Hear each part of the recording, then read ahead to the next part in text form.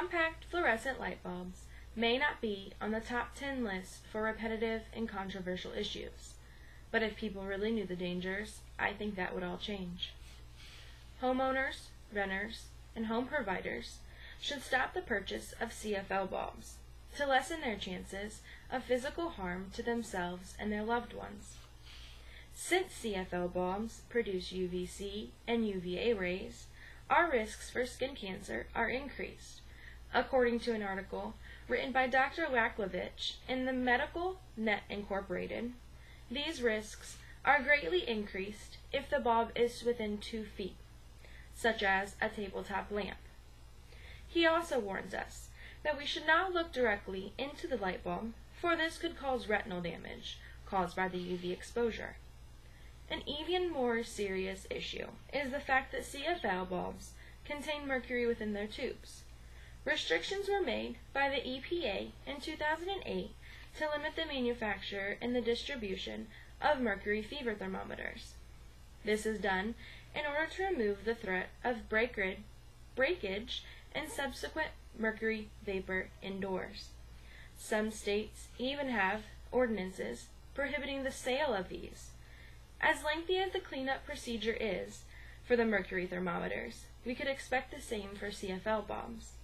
The EPA has a descriptive 3-page cleanup and disposal process. I have condensed this material in order for us to understand the damages that can occur with mercury vapor. First, evacuation of all pets and people. The room or area should be cleared for a minimum of 15 minutes. Secondly, open all windows and shut off any heating or air conditioners for several hours in order to protect the hazardous airborne materials from spreading within the other parts of the home. Third, put on a safety mask and disposable gloves. Scoop up any glass with a piece of paper or cardboard. Do not use a broom or a vacuum. This will spread the fragments of the vapor and spread.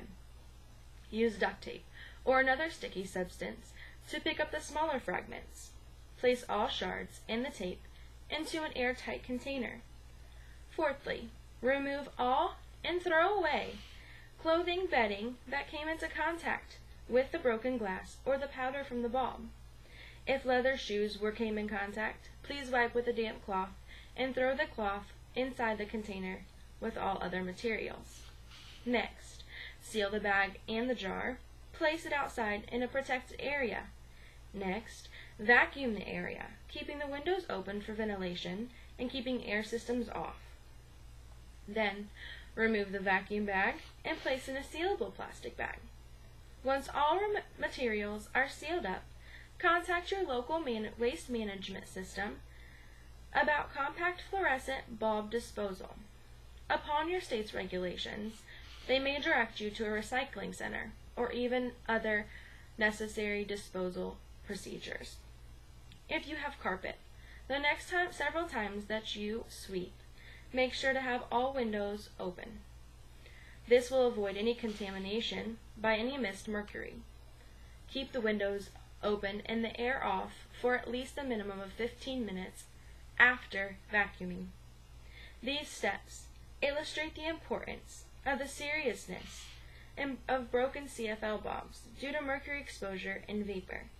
A research performed by the Materials Research Society, which is published in the Cambridge journals, states that there were approximately 130 million homes in the U.S. which contain an average of 45 light bulbs in each home.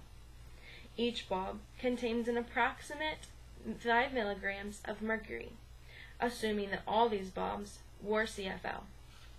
The potential for serious mercury contamination is significant and could equal 29 tons of mercury. This is just in our country alone. Could you imagine if this was globally? Once again, I will state this problem in its severity. This is not something you want to purchase. Fathers, mothers, home providers, please think of the dangers that you may be causing by allowing these to be brought into your home.